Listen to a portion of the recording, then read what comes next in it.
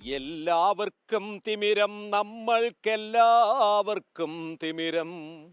മങ്ങിയ കാഴ്ചകൾ കണ്ടു മടുത്തു, കണ്ണടകൾ വേണം, കണ്ണടകൾ വേണം. കവിത എന്നാൽ ജീവിക്കുന്ന കാലത്തെ അടയാളപ്പെടുത്തൽ കൂടിയാണ്.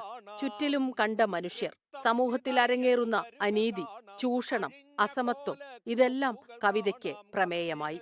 പറയാനുള്ളത് പറയാൻ കവിത കരുത്തു പകർന്നു.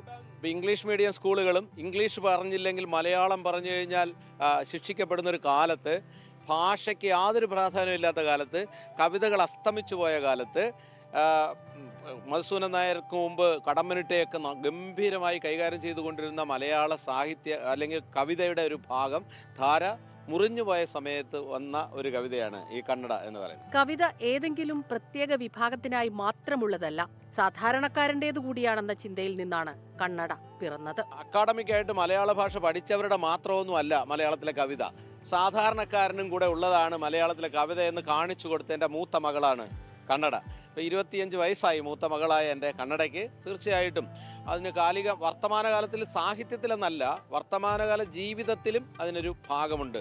പൊട്ടിയ താലി ചരടുകൾ കാണാം, പൊട്ടാ മദ്യക്കുപ്പികൾ കാണാം, പലിശ, പട്ടിണി, പടി കയറുമ്പോൾ പുറകിലെ മാവിൽ കയറുകൾ കാണാം. കാഴ്ചകളിൽ, അനുഭവങ്ങളിൽ, നേർസാക്ഷ്യങ്ങളിൽ മനസ്സുമടുക്കുമ്പോൾ ഏതൊരാളിലും ഉടലെടുക്കുന്ന ചിന്തയാണ് കവിതയായി മാറിയത്. മങ്ങിയ കാഴ്ചകൾ കണ്ട് മടുത്തേ പോയവർ.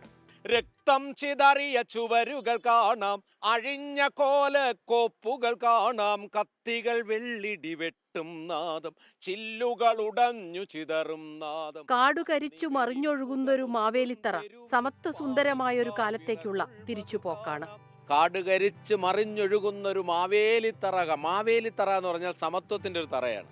മാവേലിത്തറ എന്ന വാക്കൊരു പുതിയ വാക്കാണ്. അതായത് മഹാബലിയുടെ ഒരു കാലം എന്നൊരു സങ്കല്പം എന്ന് പറയുന്നത് മനുഷ്യരെല്ലാവരും ഒരുപോലെ ജീവിക്കുന്നൊരു കാലം ഉണ്ടാകണം.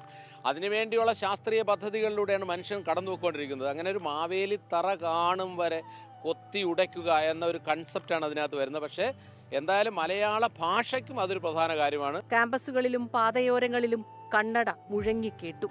കലോത്സവ വേദികളിൽ മത്സരാർത്ഥികളുടെ ഇഷ്ടകവിതയായിരുന്നു കണ്ണട. നൂറുകണക്കിന് മക്കൾ, അതുവരെ പദ്യപാരായണ മത്സരത്തിൽ ഒരു 25 മക്കൾ പങ്കെടുക്കുമെങ്കിൽ ഈ കണ്ണട വന്നതിന് ശേഷം ഒരു 200 മക്കൾ പങ്കെടുക്കുന്ന അവസ്ഥയിലേക്ക്. കാരണം ആർക്കും മലയാളത്തിലെ കവിത ഉപയോഗിക്കാം എന്നൊരു തോന്നലുണ്ടായി. 2.5 പതിറ്റാണ്ട് പിന്നിടുമ്പോഴും കവിതയുടെ പ്രസക്തി കുറയുന്നില്ല. ചുറ്റുപാടുകളോട് കലഹിക്കുമ്പോൾ, അനീതികളോട് എതിർത്തു നിൽക്കുമ്പോൾ, ചൂഷണത്തിനെതിരെ പ്രതികരിക്കുമ്പോൾ ആ വരികൾ ഉച്ചത്തിൽ മുഴങ്ങുന്നു.